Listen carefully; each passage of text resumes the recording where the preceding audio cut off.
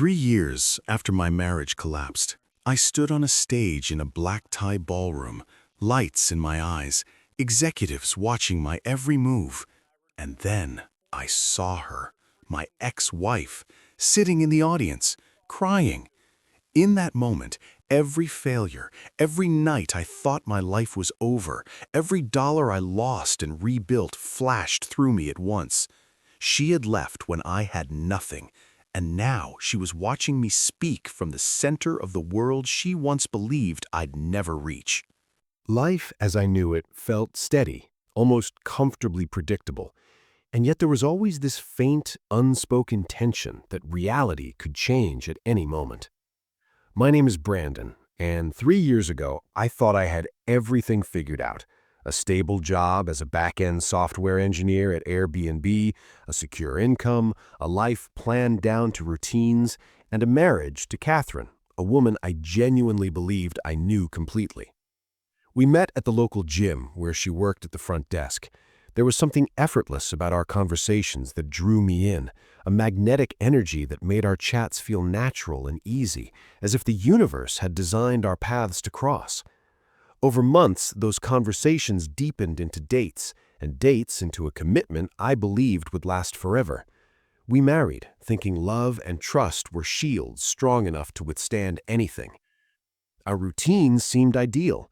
I maintained financial stability, while Catherine, ambitious and capable, explored freelance opportunities I encouraged, wanting to see her flourish beyond the confines of a gym desk. At the time, I thought I was doing the right thing, supporting her ambitions, offering guidance, and creating a partnership where we could both grow. But the calm I cherished was fragile, and the cracks were subtle, almost invisible at first. They hid behind our shared laughter and weekend plans, whispering that life had its own design. I didn't see the looming storm yet, but looking back now, every small choice, every encouragement I gave, every reassurance that I could handle the world for both of us was quietly laying the groundwork for the tests to come. We had no children yet, no pressing external pressures other than the usual financial responsibilities. But even in that relative simplicity, life was already proving it had its own way of unraveling certainty. I remember thinking about our future, how Catherine's potential could elevate both of us, how my projects at work could expand into something more, and how together we could tackle the world. I never imagined that in just a few short years, those visions would collide violently with reality, that the foundation of what I believed to be secure would shift beneath my feet, leaving me questioning not only my marriage, but the very understanding of who I was as a partner, a professional, and a human being navigating forces beyond my control.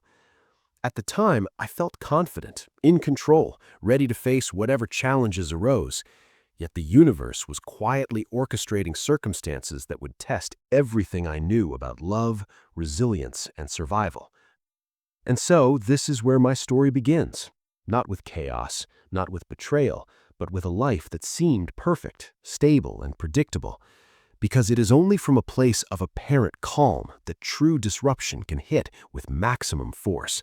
And the lessons to follow would not come from comfort, but from endurance, adaptation, and the realization that everything you hold as permanent can vanish in ways you never anticipated.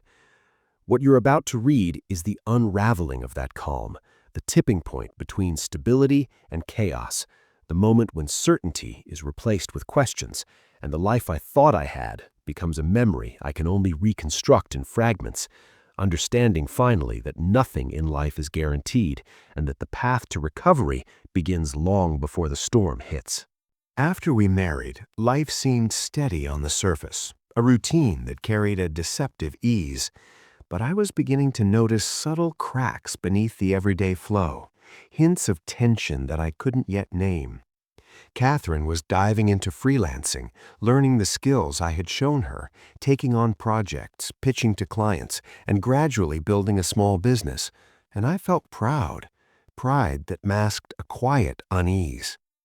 Our conversations, once effortless and full of laughter, started carrying tiny frictions, small pauses, and muted irritations that seemed insignificant at the time, but now feel like the first warning signs.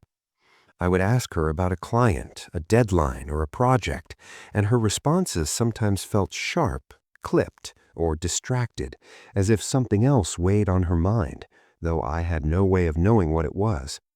Financially, I remained stable, keeping my work at Airbnb going, confident that we had a secure foundation, while Catherine's earnings fluctuated wildly, reflecting the uncertainty of a new path. I thought this was part of the natural adaptation to change, telling myself patience and understanding would see us through. Yet, in retrospect, these were subtle signals that the dynamics of our relationship were shifting.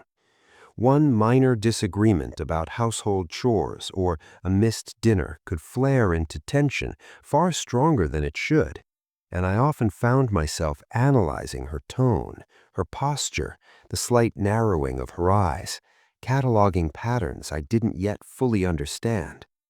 Even routine plans, a trip, a shared errand, or a casual dinner, were accompanied by small undercurrents of irritation or impatience, moments that hinted at hidden fractures in the trust and connection we had once taken for granted. I began noticing that my own mood started adjusting in response. Small anxieties, subtle defensiveness, and quiet questioning of whether I was doing enough to maintain stability. The calm that seemed to surround us was deceptive, fragile, almost precarious, and I realized only later that this period, while seemingly ordinary, was quietly preparing me for the upheaval to come. I didn't yet know that one minor misunderstanding or overlooked comment could escalate into a much larger rupture, one that would test every part of who I was and how I responded under pressure. Looking back, these months were critical. An internal education in observing behavior, cataloging patterns, and understanding that even when life feels steady, the undercurrents are constantly shaping the future. The subtle frictions and the small irritations were not just annoyances, they were the first indicators of a storm gathering, a hint that comfort and stability are always conditional, always susceptible to disruption.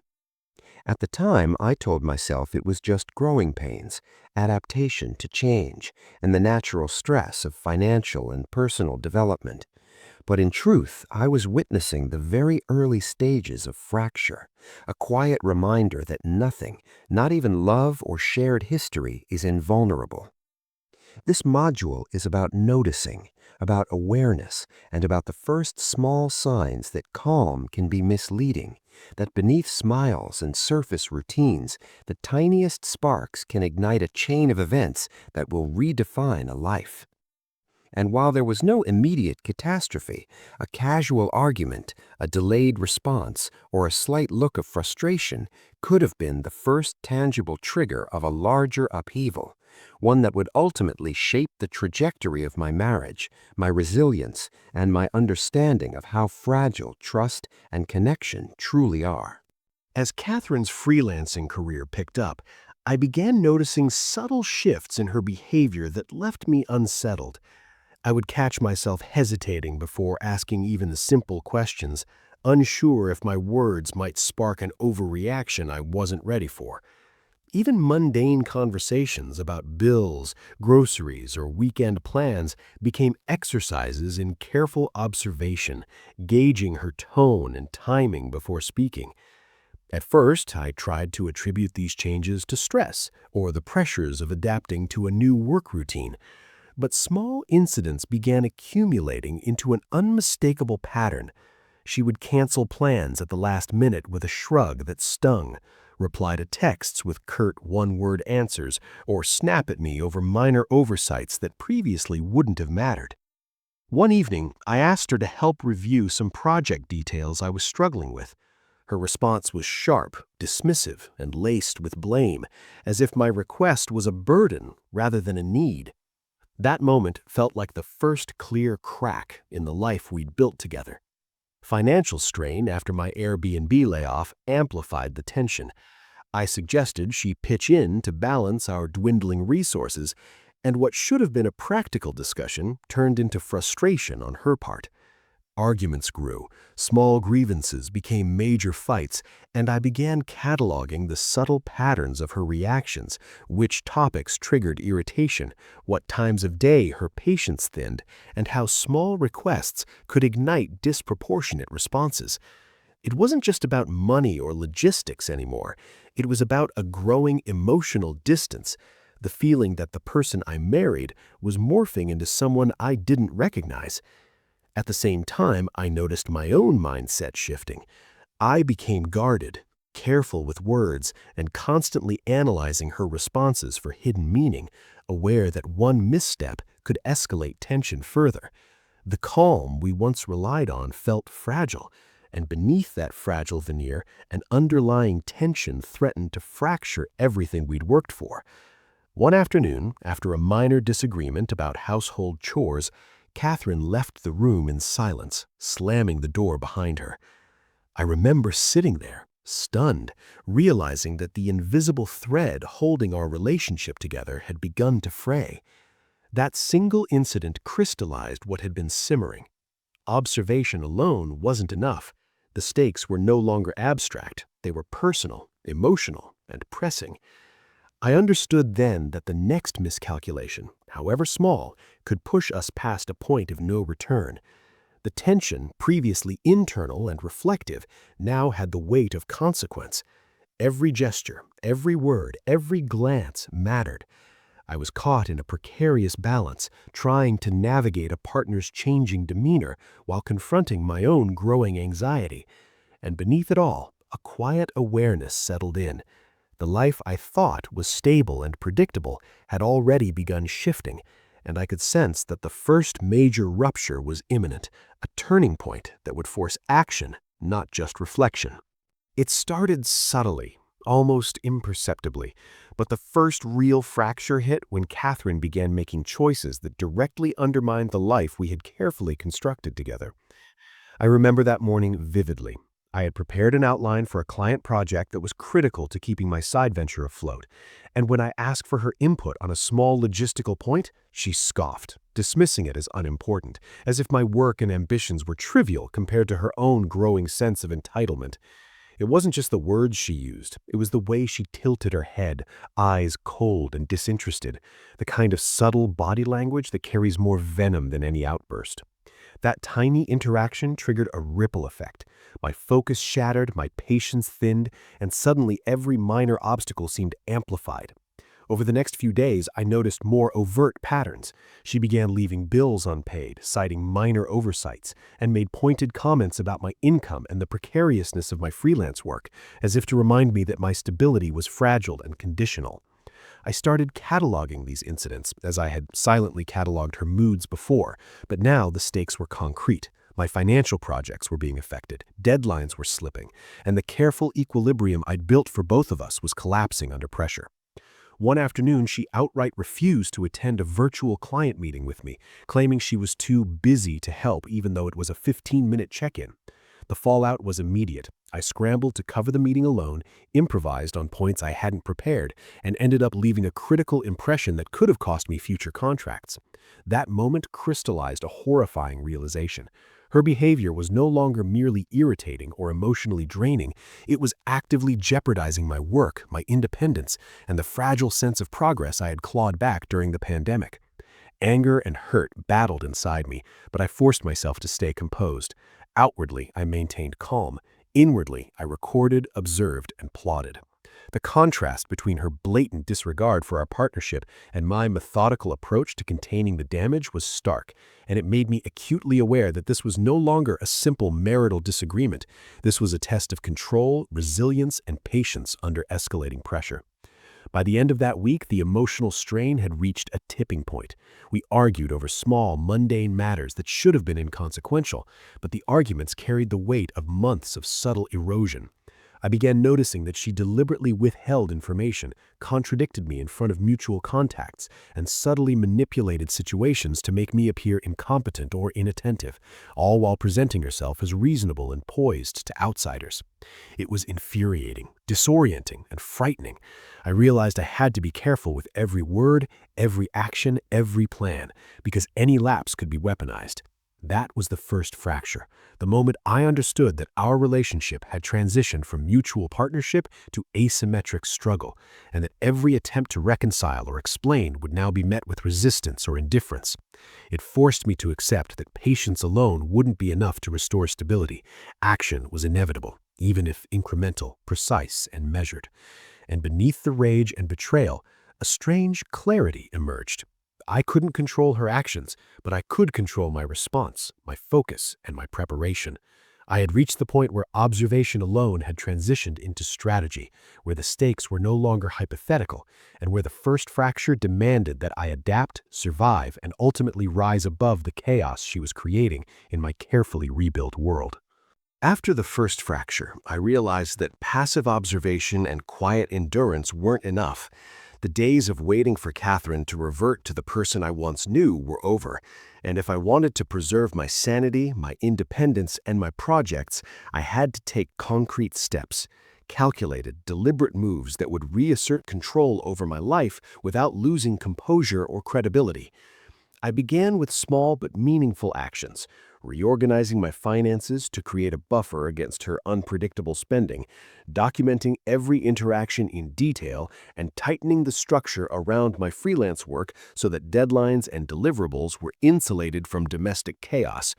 Even something as simple as establishing separate accounts for bills felt like a tactical maneuver, a signal to myself that I was no longer at the mercy of someone else's whims.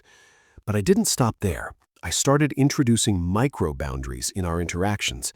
If she ignored a text or delayed a response, I didn't chase or plead. I noted it, adjusted my expectations, and proceeded with my own priorities, reinforcing the mental architecture I had built for self-reliance. Simultaneously, I leaned into my projects like never before. Long nights coding, testing, iterating, and problem-solving became a sanctuary where I could regain momentum and see tangible results, a stark contrast to the emotional instability at home. Yet the emotional stakes were unavoidable. Every accomplishment felt bittersweet because while I was building a professional foundation, I was also confronting the collapse of what I had thought was a lifelong partnership. One evening, as I wrapped up a critical deliverable, I noticed a subtle shift. Catherine walked past my workspace without acknowledgement, yet I felt a small spark of empowerment rather than defeat. That simple act, her silence, became a metric of my growing autonomy. I no longer depended on approval or recognition from someone who had turned cold. The tension escalated further when she attempted to insert herself into decisions that no longer required her input, making passive comments meant to unsettle or provoke, but I met them with neutral observation and calculated responses, maintaining calm while silently reinforcing my authority over my environment. I also began reaching out to trusted friends and mentors, not to complain, but to gather perspective and advice, strengthening my support network while keeping my emotional edge sharp. Every interaction, every response became part of a broader strategy, reclaiming agency without resorting to overt confrontation, ensuring that while Catherine could disrupt my peace, she could not dismantle the life I was rebuilding. By the end of the month, the cumulative effect was palpable. I was no longer reacting to chaos, I was preempting it, structuring my life to withstand unpredictability, and growing more confident in my ability to navigate interpersonal and financial storms. The subtle victories, though invisible to outsiders, reinforced a profound truth. Control is less about dominating others and more about mastering yourself. And for the first time since the fracture, I felt a flicker of certainty that no matter what she did, my foundation, my mental, emotional, and professional base was stronger than ever. In that crucible of tension and quiet triumph, I understood that this was only the beginning. Taking back ground was not about punishing her or winning arguments, but about preparing for the inevitable escalation while emerging intact, resolute, and ready for the challenges that lay ahead. The calm control I had been building was about to face its first real test, a fracture that would make clear the difference between preparation and action, because no amount of planning could insulate me from the consequences of human unpredictability. It started subtly, almost innocuously, a missed call that felt deliberate, a curt email, a fleeting glance that carried more judgment than I had ever seen before. And I realized that Catherine had begun testing the boundaries I had quietly established, probing for weakness, searching for openings I could no longer afford to leave. And in that moment I understood that control is never absolute, only provisional, and the stakes weren't just emotional or financial anymore, they were strategic, because every response I made could either solidify my autonomy or give her a foothold to destabilize me. The first confrontation came on an ordinary afternoon when she decided to borrow funds from our joint account without telling me, a small transaction that on any other day might have gone unnoticed, but after months of careful budgeting and documentation, it became a clear signal. My boundaries were being challenged, and the quiet patience I had cultivated was about to be tested. I didn't react with anger or immediate confrontation. Instead, I reviewed the account, documented the withdrawal, and planned my next step, knowing that any impulsive reaction could escalate into a battle I wasn't yet ready to fight publicly, while silently reinforcing that this was no longer about compromise. It was about asserting my position without creating irreparable damage. That evening, when she returned home, I addressed it calmly, almost clinically, explaining that unilateral decisions were no longer acceptable and outlining exactly what I expected moving forward, all while keeping my tone measured and my demeanor unshaken, because in this game, perception is as critical as action. If she sensed fear or frustration, she would exploit it, and I wasn't willing to provide that leverage. Her reaction was immediate, sharp, cutting words intended to provoke, questioning my control, hinting at old grievances and perceived slights. But I held my ground, responding only with neutral facts and calculated logic, refusing to escalate emotionally, even as my pulse raced and my mind catalogued every inflection, every micro-expression, every subtle attempt to regain dominance over me, because I understood now that this was the true battlefield, not the grand gestures or dramatic confrontations, but the small, deliberate tests that revealed character and intent. By the end of that evening, the boundaries had been reinforced, but the cost was undeniable. The first fracture had left emotional residue, a reminder that even the most methodical planning could not eliminate risk, that vigilance required constant adjustment, and that the quiet victories of control came with the weight of persistent tension. Yet, as I reflected later that night, documenting the incident, analyzing patterns, and preparing contingencies, I recognized that this fracture was also a turning point. It proved that I could respond strategically under pressure, that I could assert my autonomy without surrendering to emotional manipulation, and that the path forward would demand even greater discipline, foresight, and resilience. The first fracture had arrived, testing every skill, every boundary, every ounce of patience I had honed, and I realized that while the storm had not broken me, it had illuminated exactly what was at stake, and that the next move, mine or hers, would carry consequences far beyond what either of us could ignore.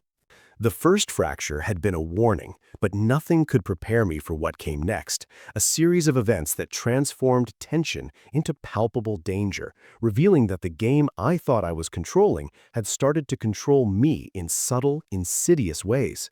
It began with small disruptions in my daily routines, missed deliveries, delayed responses from colleagues, miscommunications that seemed too coincidental to ignore, and soon escalated into moments that felt almost orchestrated, as if someone were deliberately testing how far they could push me before I reacted, probing for weaknesses in my composure and timing, and each encounter left a residue of unease that I could not shake.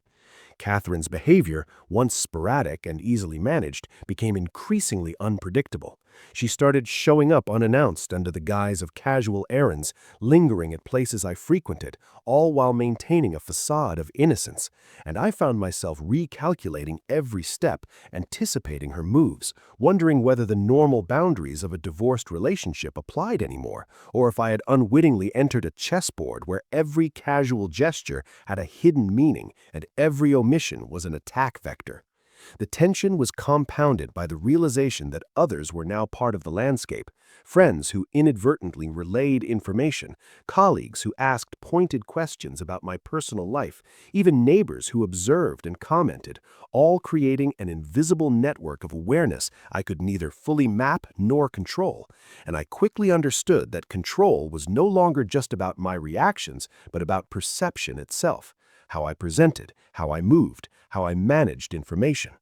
One particular evening crystallized this shift when I noticed a familiar car parked across the street, engine off, headlights dim, just far enough to observe, but not enough to be conspicuous. And I realized with chilling clarity that boundaries had been violated in the real world, that the stakes had moved from emotional manipulation to physical presence, and every instinct screamed caution, but my strategic mind needed analysis rather than panic. I spent that night documenting every anomaly, reviewing patterns, and building contingency plans, knowing that the smallest misstep could cascade into a public confrontation or an irreversible mistake. Yet even as I fortified my routines, the emotional cost became undeniable. Sleep was fractured, focus became effortful, and every interaction with Catherine carried a dual weight: the surface civility of our conversations and the invisible tension of unspoken power dynamics. What I began to realize, painfully but clearly, was that this escalation was no longer optional to engage with. It was mandatory, a reality that demanded both emotional resilience and tactical precision, because any hesitation, any lapse could signal weakness, and she was relentless in observing and testing. By the end of that week, I had imposed new structures on my life: precise schedules, restricted access points, meticulous documentation, and contingency protocols that accounted for scenarios I never imagined needing to plan for. And while this regimented approach preserved control in one sense, it also exacted a cost, amplifying the emotional weight of isolation and hypervigilance, and reinforcing a lesson that would define the coming months. Escalation is inevitable, and the only variable is whether you survive it strategically or succumb to it emotionally. The external pressures had become mirrors for internal stakes, and the first visible fractures of our relationship now threatened to crack the entire foundation of my carefully rebuilt life, marking the point where observation alone was no longer enough, and action, measured, deliberate, precise, was unavoidable. By the time the second week of surveillance and subtle provocations passed, it became clear that what had started as an invisible game of observation was no longer containable within routines or internal calculations. The stakes had shifted, and with each small violation, unanswered messages, ambiguous sightings, and whispered reports from mutual acquaintances, the fragile equilibrium I had maintained began to crumble, revealing that control was an illusion and that the forces I had only been anticipating were now acting independently, outside my preparation and beyond my ability to influence directly. The realization hit me sharply one evening as I returned home to find minor disruptions: a door slightly ajar, a package moved from its usual place, the faint scent of someone else's cologne lingering in the apartment. Nothing overtly threatening, nothing legally actionable, yet each detail screamed intrusion and demanded vigilance. My mind raced, tracing possible explanations, weighing probabilities, cataloging patterns, but underlying all of it was a gnawing sense of inevitability. The situation had passed the threshold where observation alone could preserve safety, and the moment for action, however calculated, had arrived. It was in that atmosphere of creeping tension that I recognized the personal stakes had merged fully with the strategic ones. Every misstep could expose vulnerability, every choice had cascading effects, and each interaction with Catherine, once manageable through polite detachment, now carried the weight of potential escalation. The emotional pressure was compounded by the isolation I had imposed on myself. Friends reached out, colleagues inquired, but I had learned to compartmentalize, to filter the noise, to maintain clarity. Yet the solitude amplified the impact of every anomaly, and the mind, left unchecked, began to fill gaps with worst-case scenarios, creating a feedback loop of anxiety and preparation. The turning point came when a miscommunication at work forced me to confront an unexpected challenge. A client meeting I had meticulously scheduled was disrupted by overlapping instructions, leaving me exposed, flustered, and aware that even the most carefully constructed systems could fail, and that the smallest external interference had the potential to unravel months of planning. In that moment, I internalized the first real taste of constraint, understanding that escalation was no longer hypothetical but active, and that my response would determine whether I remained in control or was pulled into reactionary chaos. Over the following days, I adjusted strategies, implementing stricter routines, enhancing surveillance, and refining decision trees for every conceivable scenario. Yet the emotional toll became unmistakable.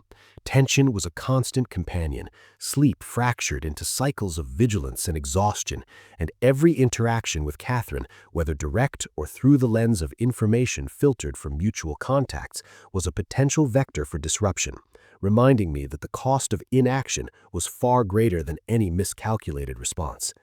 By the end of the module, the boundary between personal life and strategic necessity had blurred completely, leaving me with a singular, undeniable truth.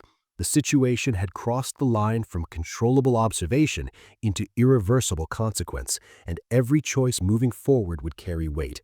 Every move measured not just in effectiveness, but in survival, and the luxury of ignorance, or even of delayed action, had vanished, marking this as the moment where life's fragile calm shattered entirely, leaving only the raw clarity of a challenge that demanded courage, focus, and unyielding resolve.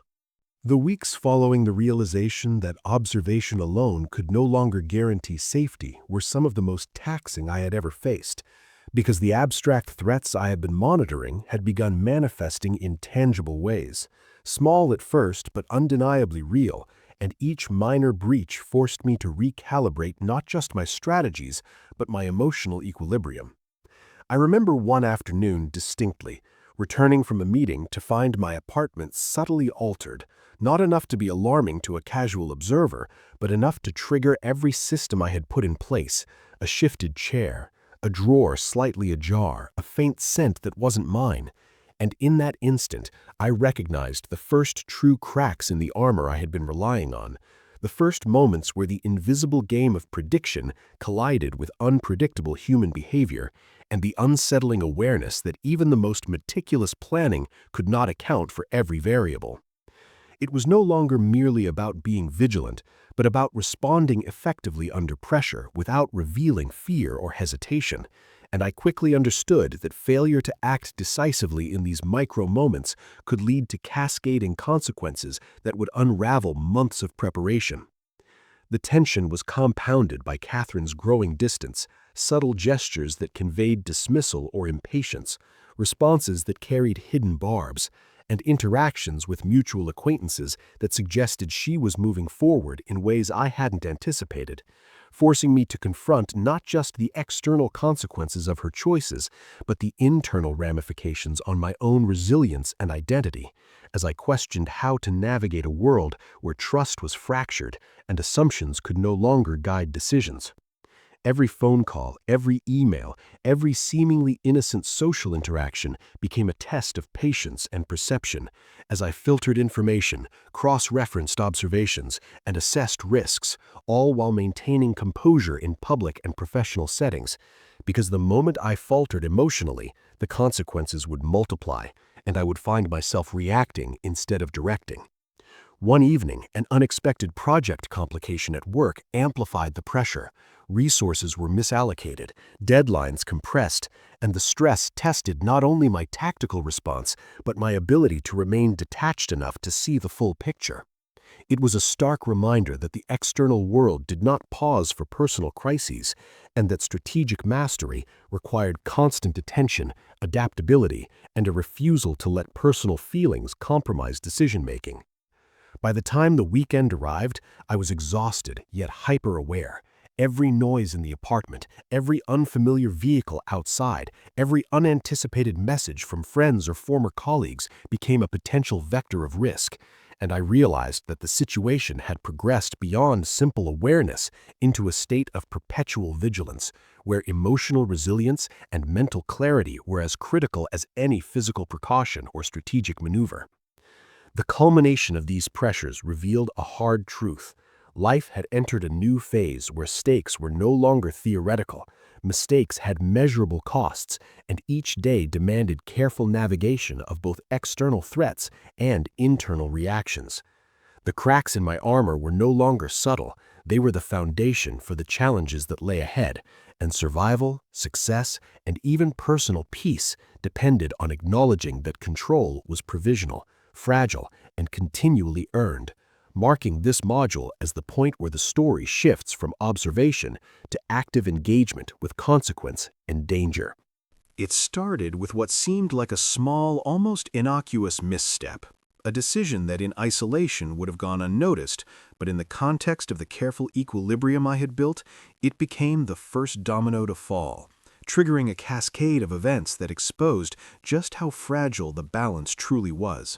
And I remember the moment vividly. A single miscommunication at work caused a client to question my judgment, a situation I could have navigated before, but the emotional fatigue from weeks of heightened vigilance meant I hesitated, and that hesitation created space for doubt to enter, spreading like a shadow across every interaction that day. Simultaneously, on the personal front, Catherine's subtle manipulations and unspoken critiques began to intersect with this professional strain, creating overlapping pressures that made it impossible to compartmentalize. And I realized with a sharp clarity that the external and internal worlds I had kept separate were now colliding in unpredictable ways, forcing me to confront a reality I had long tried to manage from a distance, one where the consequences of inaction were immediate and unavoidable. That evening, I sat alone in the apartment, replaying the interactions in my mind, tracing every choice, every word, every pause, recognizing that strategy and preparation were no longer theoretical exercises, they were essential lifelines, and a single oversight could escalate beyond repair. The feeling was almost suffocating, a combination of dread and adrenaline that left me hyper-aware of every detail, from the faint hum of the refrigerator to the patterns of traffic outside, because in that state of heightened awareness, nothing could be ignored, and the margin for error was vanishingly thin. Then came the confrontation I had been anticipating, the first true test of everything I had built. Catherine called under the guise of casual conversation, but the subtext was unmistakable. A veiled challenge that demanded a response, and I knew that how I navigated this call would set the tone for the weeks, perhaps months to come. I stayed calm, measured, responding with deliberate neutrality while observing her tone, word choice, and pacing, cataloging every nuance, every micro-reaction, knowing that revealing impatience or anger would hand her control of the situation, and that maintaining composure was not just a tactic, it was survival. By the end of the conversation, I had achieved two things. I had protected my position, but I had also uncovered vulnerabilities, small openings that, if handled correctly, could shift momentum back to me. It was a delicate dance, a demonstration that control was not static, and that every encounter could reinforce or undermine the fragile authority I had painstakingly earned. That night, reflecting on the day, I understood that the first domino had fallen not because of a single catastrophic event, but because accumulated pressure, subtle oversight, and human unpredictability converged to create opportunity, and that realization hardened my resolve. Going forward, every decision, every interaction, and every pause would carry weight, and the stakes were no longer abstract, they were immediate, personal, and irreversible, setting the stage for the next phase, where the consequences of action, not observation, would define the trajectory of my life, marking the transition from controlled vigilance to active engagement in a world where patience, precision, and decisiveness were the only tools capable of shaping outcome and safeguarding survival. The day after that first confrontation, the subtle fractures I had been monitoring for months began to reveal themselves in ways I hadn't fully anticipated, each one a ripple in the carefully constructed pond of my life, and I felt the weight of every choice pressing down on me as I tried to navigate a landscape that was no longer purely strategic but painfully human.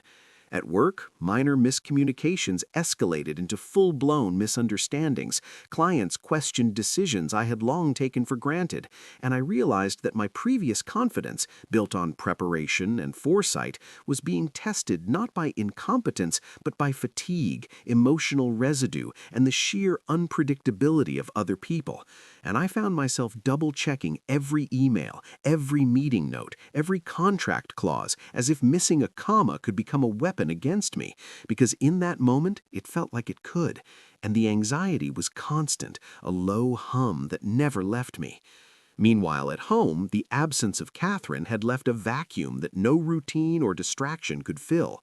The apartment felt alien, the quiet a reminder of loss, and I struggled to reconcile the life I had imagined with the life I was actually living, where her absence was not just emotional but practical, a sudden gap in shared responsibilities, conversations, and the simple intimacy of companionship that I had taken for granted until it vanished. I caught myself replaying old arguments and small disagreements, analyzing every nuance, wondering if there had been a point of no return I had missed, and the realization that some damage cannot be reversed settled over me like a storm cloud. Friends tried to intervene, offering advice, company, even distractions, but I was hyper-aware that external support could not substitute for personal resolution. I needed to chart a path forward that honored both my past experiences and the new reality, and that required confronting uncomfortable truths about my own reactions, patterns of expectation, and the ways I had allowed control to slip subtly from my hands. At the same time, the financial strain from the pandemic's fallout was not just a memory, it remained an undercurrent, shaping decisions in subtle ways, forcing me to evaluate risks, opportunities, and the sustainability of each step I took in both professional and personal arenas. Every email from a potential client, every negotiation with a vendor, every technical bug I resolved carried an amplified significance because the margin for error had shrunk to near zero. By the evening, I recognized that this cascade of consequences was both a trial and a lesson. The fractures in my relationships, my professional pressures, and my internal doubts were not separate phenomena, but interconnected, a web of cause and effect in which one misstep could exacerbate every other tension. And that understanding gave me both dread and clarity, because it meant the next phase of my life could no longer be approached with passive observation. I had to act deliberately, with precision, and with the full awareness that my decisions would create lasting impact, shaping not only outcomes, but identity itself. And that realization transformed my approach from reactive to proactive, laying the foundation for strategies that were no longer about preservation alone, but about defining the terms on which I would engage the world, reclaim authority, and ultimately turn the chaos of consequence into a trajectory toward resilience, growth, and eventual mastery over both circumstance and self. The morning after I fully grasped the cascading consequences of the past months, I woke with a sense that the subtle cracks in my life were no longer hypothetical. They had hardened into real, unavoidable fractures. And I understood with a clarity that was almost painful that the decisions I made from this point onward would define not only the outcomes of my work and relationships, but also who I would become in their wake.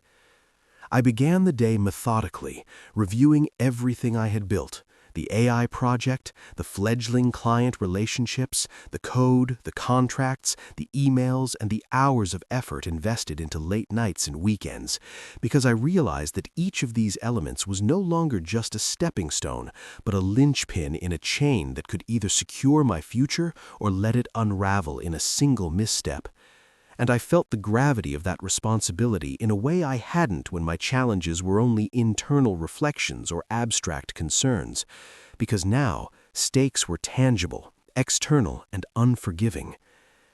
As I moved through my schedule, I noticed that the mistakes I had once tolerated in myself, the hesitations, the overlooked details, the assumptions about cooperation, were now luxuries I could no longer afford.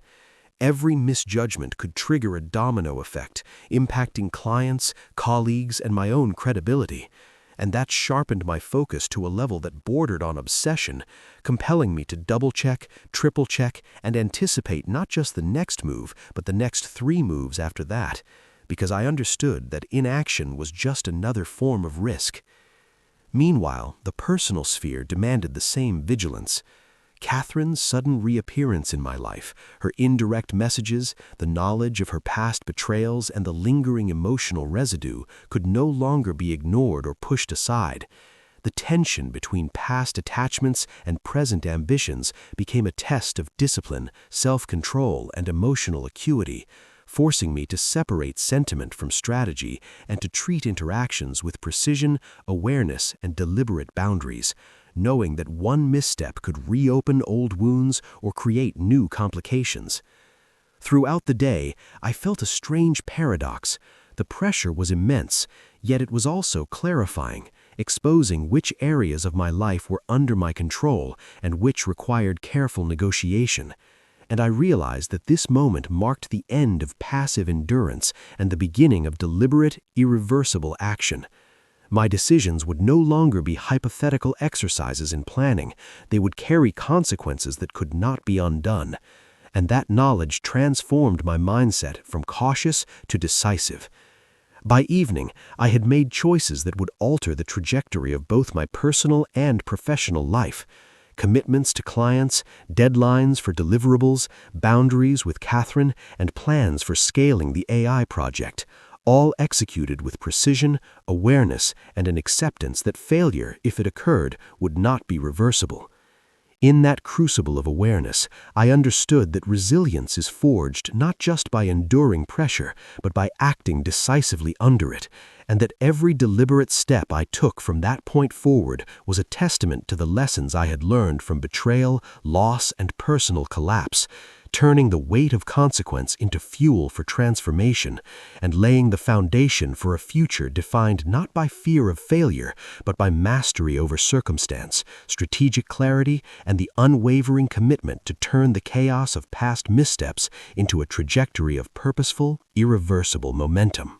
The days that followed the decisive actions I had taken in the wake of irreversible choices were a strange blend of liberation and tension, as if the universe had simultaneously lifted a weight and placed me on a sharper edge. And I quickly realized that the clarity I had achieved in planning and executing my work could not erase the emotional residue lingering from Catherine, from the betrayal, the divorce, and the long months of isolation. I confronted the truth that while I had mastered control over my projects, my career trajectory, and the tangible aspects of my life, the intangible, the sense of abandonment, the lingering questions about trust, and the quiet ache of unfulfilled emotional expectations remained, demanding acknowledgement before I could truly move forward.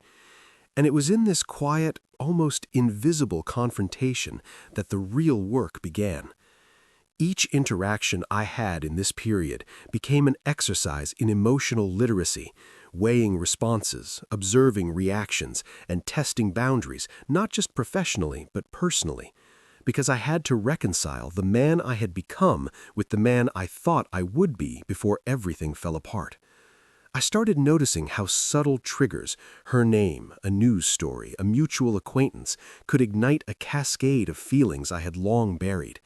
And I understood that controlling outcomes externally was one thing, but mastering internal equilibrium required a deeper, more deliberate effort, a constant balancing act between self-compassion and accountability, between grief for what had been lost and appreciation for what had been gained. As I navigated these moments, the AI project that had been my lifeline took on a new significance, not just as a professional success, but as a symbol of personal redemption, proof that pain could be transformed into creation. and every message from clients, every milestone reached, and every small win reminded me that resilience is not measured by avoidance of failure, but by the courage to rebuild after being broken. And that each achievement, no matter how small, was an affirmation of my ability to shape my future despite the shadows of the past. Then came the day of the corporate event, a black tie gathering that felt like the culmination of everything I had worked for. Stepping onto that stage, looking down at the audience filled with colleagues, mentors, and industry leaders, I felt the full weight of my journey. The sleepless nights, the quiet despair, the months of relentless effort, and the lessons etched into my very being. And there, across the room, Catherine appeared, a living reminder of the life I had lost and the person I had become. And in that moment, I made a conscious choice. I spoke not only to the room, but to the chapter of my life she represented, weaving every word of my speech into a testament of patience, perseverance, and the transformative power of adversity. And as she wiped tears from her eyes, I realized that true closure does not come from confrontation or revenge, but from rising above, from creating a life so full and authentic that the past could no longer claim power over you. Walking off that stage, mingling with peers and feeling the quiet pride of accomplishment, I understood that the hardest battles are often fought in silence, within the mind and the heart, and that reclaiming agency, redefining purpose, and honoring one's own growth is the ultimate form of victory. And while Catherine's presence reminded me of the fragility of trust and the consequences of human imperfection, it also highlighted the depth of my own evolution, from a man blindsided by loss to one who had not only survived but transformed pain into momentum, proving that the only way to truly honor what we've endured is to use it as the foundation for a future we control, where past betrayals serve as fuel rather than shackles, and every decision from this point forward is guided by experience, wisdom, and the unwavering commitment to never let adversity dictate who we become. After the corporate event, when the applause had faded and the lights dimmed, I finally allowed myself to sit with the quiet of the aftermath, reflecting not just on the milestones I had achieved, but on the journey that had led me here, the years of struggle, heartbreak, and relentless effort that had tested every ounce of my resilience. And it struck me that the real victory wasn't in the acquisition, the partnership, or even the validation from colleagues. It was in the reclamation of my own agency, in proving to myself that even when life dismantles everything you thought was secure, you have the capacity to rebuild stronger, wiser, and more focused than before. And this insight reshaped the way I viewed every setback, every betrayal, and every moment of doubt, turning them into tools rather than obstacles, lessons rather than losses. And as I walked through the city streets that night, feeling the cool breeze brush against my face, I realized how crucial it is to anchor oneself in purpose, because the external chaos will always test you, but clarity of intention and commitment to personal growth are the forces that ensure survival. And as days turned into weeks, I cultivated routines that strengthened both my mind and body, invested deeply in relationships that nurtured rather than drained, and approached work with a sense of creativity, curiosity, and discipline that only comes from having stared into the void and emerged on the other side, knowing that life's uncertainties are not to be feared, but embraced as catalysts for transformation. I reflected on Catherine not with bitterness or regret, but with the calm acceptance that some people are part of our story to teach us, not to stay forever. And that understanding freed me from lingering resentment, allowing me to channel energy into endeavors that mattered, to invest in projects that could leave a meaningful impact, and to support others who might find themselves in similar valleys of despair. Because if there is one thing I had learned, it's that pain loses its power when it becomes purpose, when it drives you to innovate, to create, to persevere, and even to inspire. I began mentoring colleagues, sharing insights not just on technical work, but on resilience, patience, and navigating professional and personal upheaval. And in doing so, I discovered that the act of helping others reinforced my own growth, reminding me that recovery is not just a solitary journey, but a ripple effect, influencing those around us and magnifying the lessons learned. Looking back, I could finally see the full arc, from the naivety of early marriage and the shock of loss, through the dark months of despair and the grind of rebuilding, to the triumphs that now stood as proof of persistence and integrity. And in that reflection, I realized that life's ultimate lesson is not about avoiding pain or controlling every outcome, but about cultivating resilience, embracing uncertainty, and creating value, emotionally, professionally, and morally, in a world that will inevitably challenge you. The scars remain, yes, but they are no longer weights. They are reminders of strength, reminders that the future is not something that happens to us, but something we actively shape. And in that knowledge lies a freedom and a power that nothing, not even betrayal or loss, can ever take away, leaving me ready to face whatever comes next with confidence, patience, and a renewed commitment to live deliberately, purposefully, and without fear of the past. Because I had learned to transform every ending into a beginning, and every challenge into an opportunity to rise, proving that survival is not enough. It is the evolution into a life worth living, one built on experience, wisdom, and the courage to keep moving forward no matter what storms may come. By the time I reached this point in my journey, I had begun to see life with a clarity I never possessed before. The months and years of heartbreak, isolation, and relentless effort had crystallized into a new perspective where challenges were no longer threats but opportunities to test my limits, refine my skills, and deepen my understanding of both myself and the world around me. And this mindset shift wasn't sudden. It had been forged gradually through countless moments of doubt, sleepless nights, and the quiet, uncelebrated victories that came from solving problems no one else could see. And I realized that the true measure of progress isn't in external validation or material gain, but in the ability to maintain composure, focus, and integrity when every instinct tells you to give up or react in anger, frustration, or fear. And as I looked back on the pandemic years, the divorce, and the isolation that had once felt unbearable, I recognized that each setback had been a teacher, each loss a mirror reflecting what needed attention, each failure a test of persistence.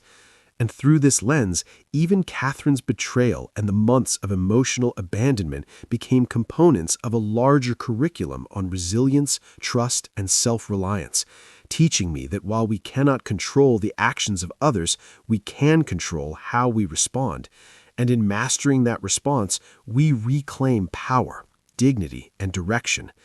And this realization transformed not only my professional life, but my personal life as well, influencing how I interacted with colleagues, friends, and even strangers, emphasizing empathy, patience, and intentionality in every conversation and decision.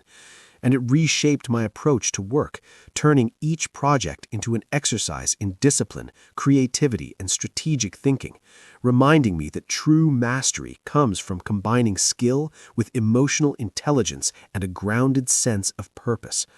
And over time, the accumulation of these lessons manifested in tangible achievements: the successful launch and growth of my AI projects, the acquisition deal that validated years of unseen labor, and the respect and trust of a team who had witnessed my resilience firsthand.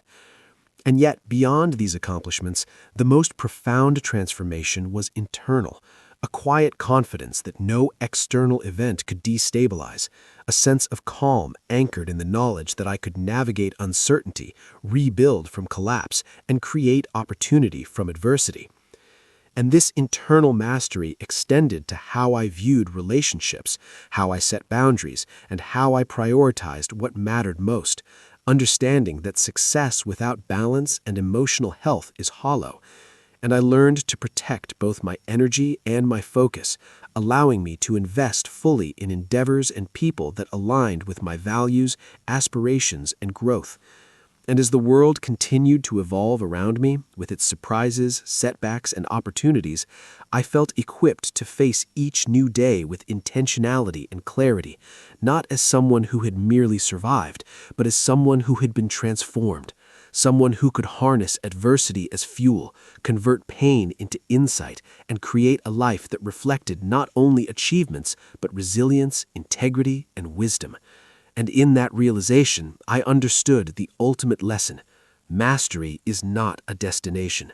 It is a continual process of learning, adapting, and applying hard-won insights to build a future that honors your journey, your values, and your capacity to rise.